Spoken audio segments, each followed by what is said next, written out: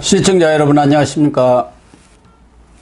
7월 19일 시사정담 시작하겠습니다. 시청자 여러분, 쌍방울 그룹의 대북 송금 개입을 부인해오던 이화영 전 경기도 평화부지사가 최근 검찰과 재판에서 쌍방울 측에 당시 경기지사였던 이재명 민주당 대표의 방북 추진을 요청을 했고, 이를 이 대표에게 보고했다고 진술한 것으로 알려졌습니다.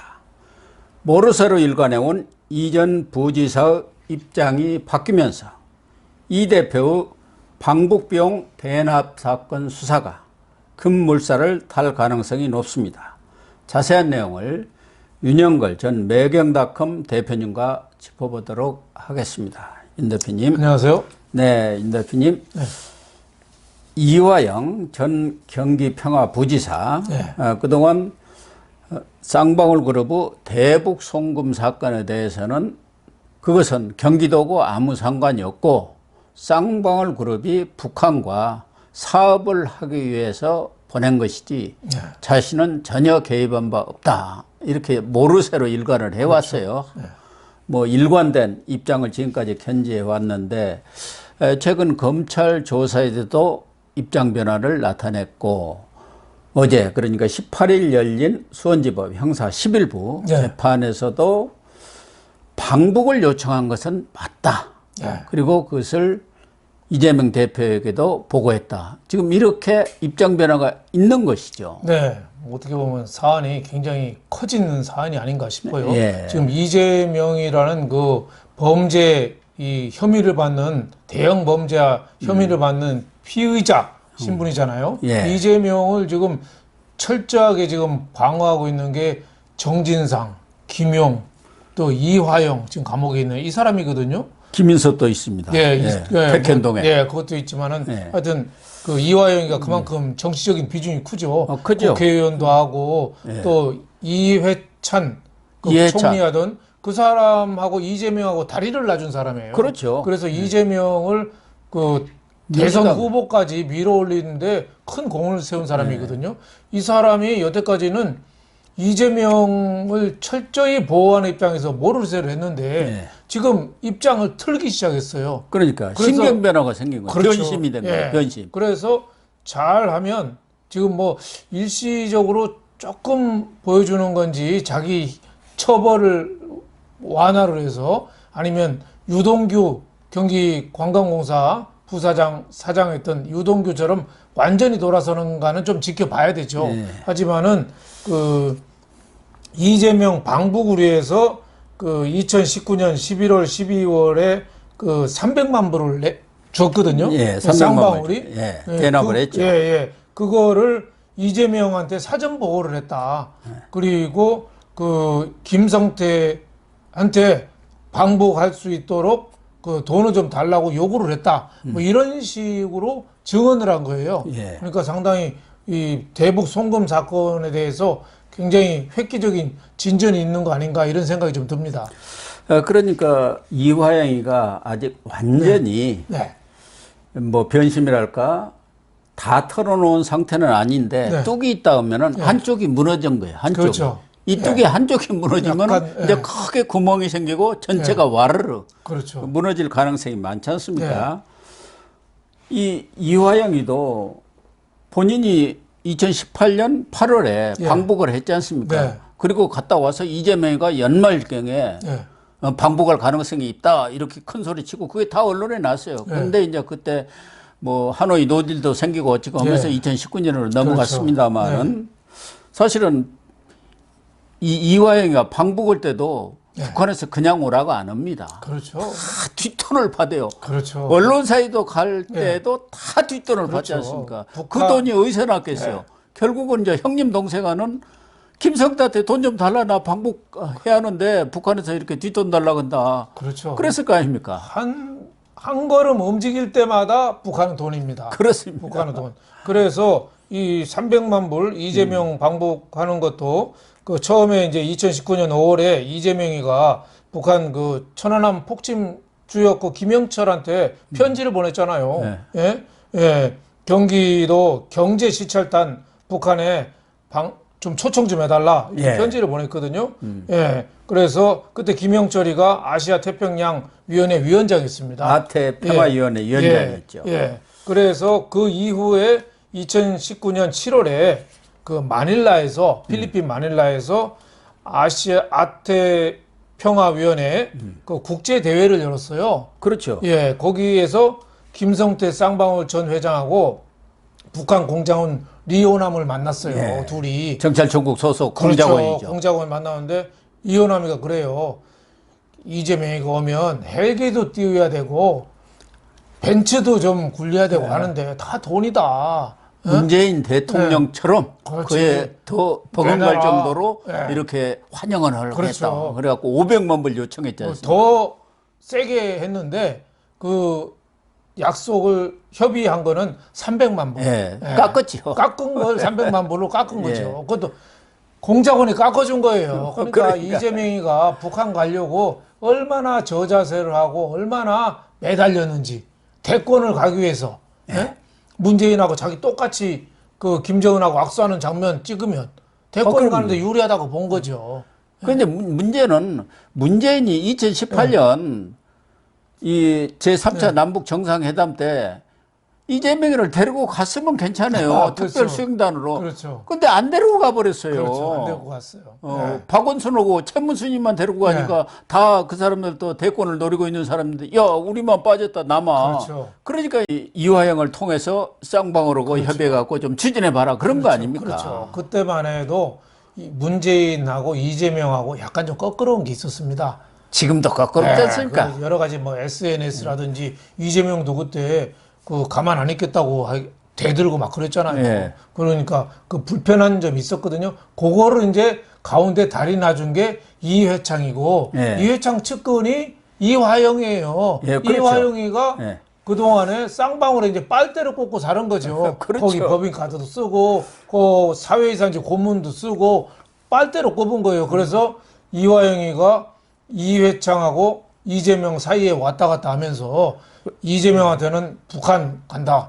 이회창한테는 사무실 비용도 대줬다는 얘기가 재밌어요. 이해찬한테 다 네. 대준 거죠. 네. 아니, 지난번에 2020년 4월부터 2022년 3월까지 지난 대선 끝날 그 무렵까지 네. 매월 3천만 원씩 줬다는 그런 증언이 나왔지 않습니까? 그게 이화영이가 지가 번 돈이겠어요? 그러니까. 다 쌍방울한테 앵벌이 해가지고 예. 예, 김성태 조폭 출신 단순하잖아요. 예. 이재명 대통령 되면 북한 사업 확 일어나고 내가 아마 통일부 장관 정도는 할 것 같아. 안 돼도 난 비서실장을 할 것 같아. 그러니까 좀만 밀어봐. 예? 좀 투자해봐. 예? 따지고 보면 뭐 그 800만 불 따지고 보면 한 우리 돈으로 한 100억 되는 건데 100억 갖고 삼성 같은 재벌 한번 대보는 거야. 그러니까 김성태도 붕붕 뜬 거죠. 그래서 김성태도 어제 재판에 나와가지고 네. 아니 내가 그 800만 원을 줄 때 네. 이화영만 보고 주었겠느냐. 그렇죠. 이화영 뒤에는 이재명이 있는 거죠. 경기도 있고 그 뒤에는 막강한 그렇죠. 대선 후보 이재명이가 있었기 때문에 그렇죠. 이재명이 집권하면은 거기서 커다란 어떤 경제적 이득 네. 이걸 볼 걸로 예상을 하고 지원했다 이렇게 얘기를 했지 않습니까? 그럼요. 기업은 그냥 주는 돈은 10원 한 장 없습니다. 예. 하다못해 수재 의원금을 내도 국민 그 여론이라든지 기업 이미지 다 계산해서 냅니다. 그러면요. 수재연금 기업이 낼 때 회장이 개인 돈으로 냅니까? 다 회사 돈으로 냅니다. 회사 돈이죠. 다 계산해가지고 내요. 개인 돈은 안 내요. 예. 그러니까 김성태라는 사람이 100억 원 가까운 돈을 냈다는 거는 그만큼 투자 대신에 많이 거둘 수 있다. 북한 사업을 완전히 속된 말로 아도칠 수 있다. 이런 계산을 한 거죠. 가성비가 엄청나게 엄청난 좋다. 뭐 그렇게 생각을 그렇죠. 한 거 아니겠습니까? 북한 광물이라든가 이렇게 사업 진출하면은 그렇죠. 김성태하고 저 KH 그룹이 네. 우리도 나중에 삼성, 그렇죠. LG처럼 큰 재벌이 될 수 있다. 그런 꿈을 가졌다는 거 아닙니까? 그렇죠. 그것도 틀린 말은 아니에요. 예. 우리나라 재벌이라는 게 사실은 6.25, 예. 그 이후에 베트남전, 베트남전. 이 위기 때 재벌이 나오거든요. 또 IMF, 이럴 때 위기 때 재벌이 나와요. 그러니까 북한도 언제 무슨 일이 생길지 모르는데 먼저 선점을 하고 말뚝을 박아 놓으면 뭐 크게 챙길 수 있다. 이렇게 김성태 회장이 예측을 한 건데, 그거를 이재명이라는 사람이 간사하게 이용을 한 거죠. 정치적으로. 그래 놓고 이재명은 지금은 나는 몰라. 모르는 척 하는 거죠. 네. 그러니까 이 이화영 전 부지사가 이렇게 변심을 한 데는 최근에 여러 가지 상황들이 아주 어려워져 가지고 사실상 체념한 상태다, 이런 얘기들이 흘러나왔어요. 그렇죠. 우선 뭐 변호사비도 못 될 정도로 경제적으로 공공하고 그동안에 이 안부수 아태엽 회장 있잖아요. 이 사람이 이제 대북 그렇죠. 브로커 역할을 했잖아요. 브로커죠. 그 사람이 그 대북 송금한 사실을 전부 국정원한테 보고를 했고, 그 국정원 그 문서가 검찰 압수수색에서 나왔지 않습니까? 그렇죠. 그리고 국정원 그 전현직 직원들이 검찰 그 증인으로 나와갖고 법원에서 그렇습니다. 재판에서 증언까지 다 했어요. 거기다 김성태가 결정적으로 지난 11일에 첫 재판에 나와갖고 다 털어놨지 않습니까? 그렇죠. 그리고 형님도 이제 다 내려올 때가 됐지 않습니까? 그렇죠. 이렇게 권유를 하고 하니까 이게 뭐 사실관계를 부인할 수 없는 그런 상황까지 간 거 아니겠습니까? 그렇죠. 이화영이가 너무 그동안에 말만 입만 닫고 거짓말만 해왔거든요. 근데 국정원 직원까지 그런 일이 있었다. 안보수도 증언하고 하니까 판사가 볼 때는 뭐 저런 놈이 있어, 이렇게 되는 거죠. 그러니까 굉장히 코너에 몰렸는데, 더구나 김성태가 아주 디테일하게 그 얘기를 했어요. 2018년 11월에 중국 선양에 가서 북한 측하고 김성태하고 2박 3일간 술하고 밥하고 진탕 먹었답니다. 그 김성애 아태이 실장하고 박철 부위원장 이런 사람 보고 술 밥을 그냥 코가 삐뚤어지도록 먹었다는 거 아닙니까? 그렇죠. 그때 탁 내가 대납해주겠다. 그렇죠. 거기서 이화영은 그 자리에 없었는데 한국에 있었대요. 근데 김성태가 북한한테 얘기했대요. 이화영 우리 형인데, 그러니까 북한이 이화영이가 그동안에 약속을 북한에다 많이 한 것 같아요. 그러니까 김성애가 그냥 욕을 어마어마하게 했다는 거 아닙니까? 빨리 돈 내놓으라고. 북한은 순 돈이니까 내놓으라고 맡겨놓은 것처럼 그 소리 지르고 난리가 났대요. 그러니까 김성태도 또 같이 책상을 치면서 우리 형님한테 그러지 마. 그러니까 조폭을이라는 게 또 있지 않습니까? 김성태는 이화영 형님으로 모신 거예요. 지금도 재판정에서도 형님이라고 그래요. 2004년도부터 그 국회의원 될 때부터 알아가지고 그 이후로 계속 형님 동생 하면서 어려울 때는 사회에서도 시켜주고 고문도 시켜주고 계속 차도 대주고 하면서 이렇게 친형님보다 더 잘했죠. 그렇죠. 아니 형님 사회이사 시켜주는 사람들이 있습니까? 안 시켜줘요. 그러니까 더 이렇게 잘해줬는데 북한 사람들이 이화영 욕을 하니까 그만하시라. 내가 500만 불 낸다. 사실 작은 돈 아니잖아요. 그렇죠.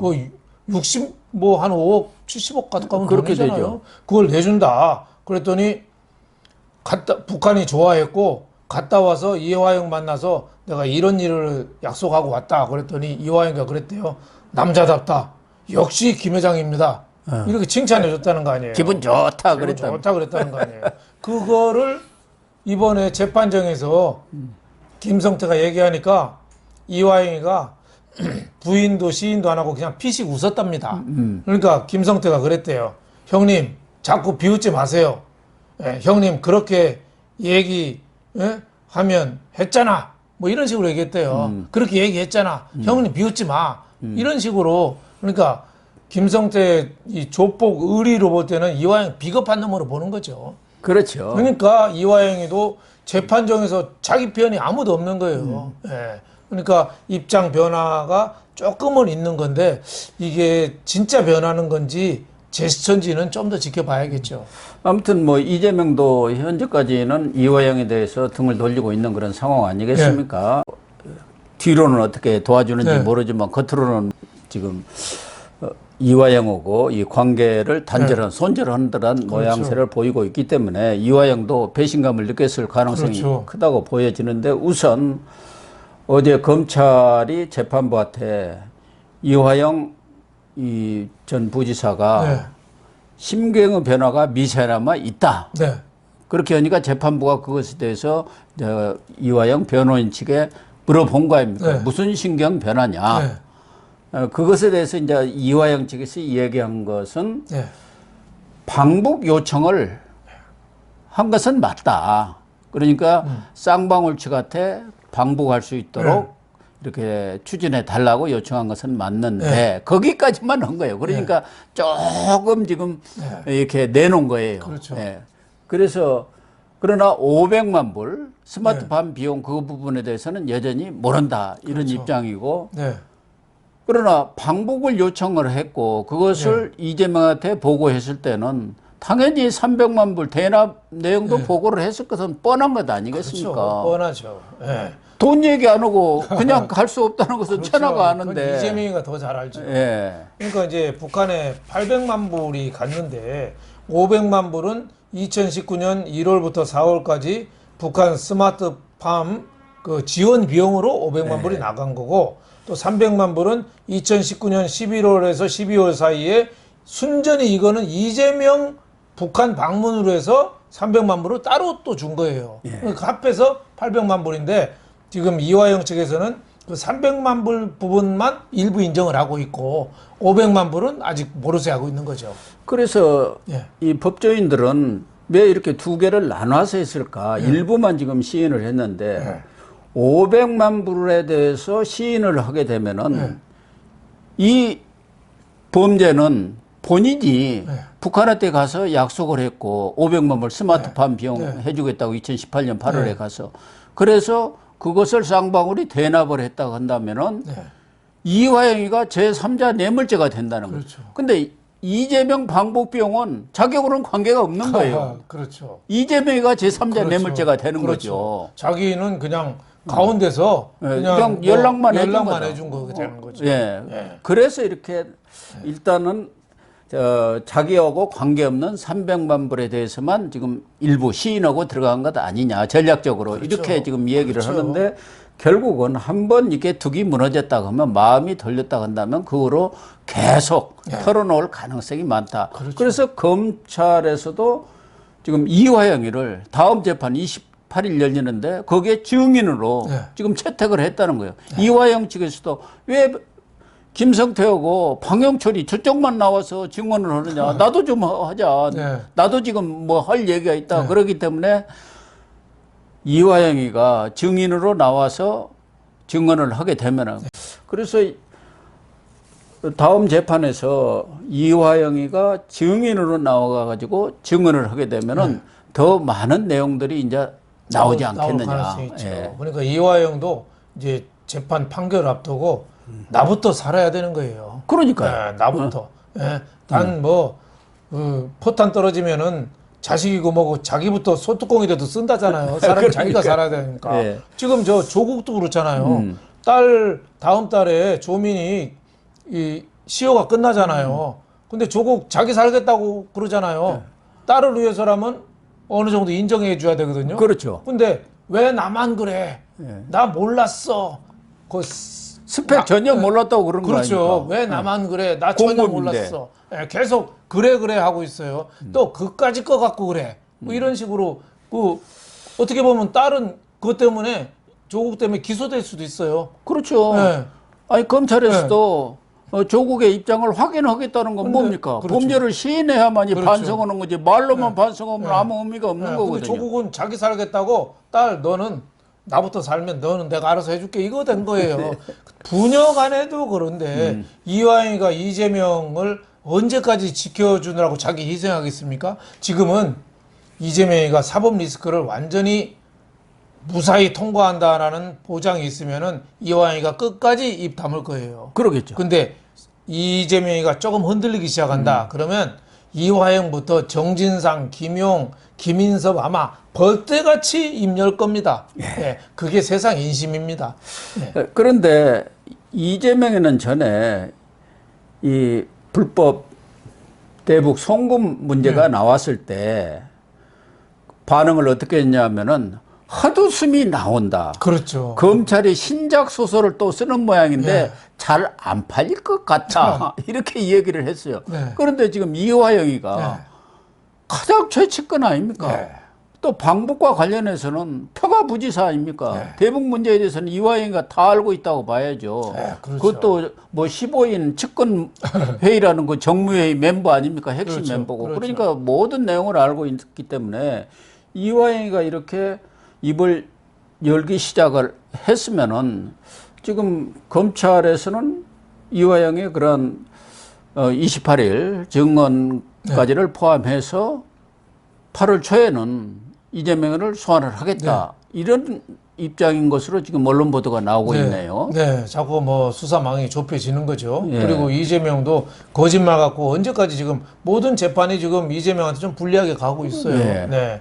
그래서 이화영이가 저렇게까지 했다는 거는 본인은 뭐 헛웃음이 나올 정도로 사실 무근이다. 뭐 이랬는데 이거는 저 제3자 뇌물죄에 딱 걸리죠. 그러니까 왜냐하면 딱 걸리죠. 돈은 쌍방울이 북한한테 줬는데 그 혜택은 이재명 방북이잖아요. 그러니까 쓰리 쿠션 뇌물이죠. 그러니까 그렇죠. 저 성남 FC 뇌물하고 똑같아요. 구조가 같아요. 그렇죠.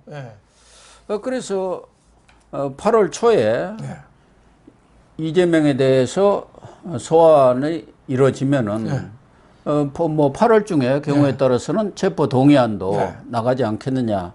또 하나는 만약에 이화영이가 이렇게 다 털어놓기 시작한다면은 이해찬이도 골로 갈 가능성이 큽니다. 그렇죠. 그 3천만 원 당신 그 어떻게 됐어?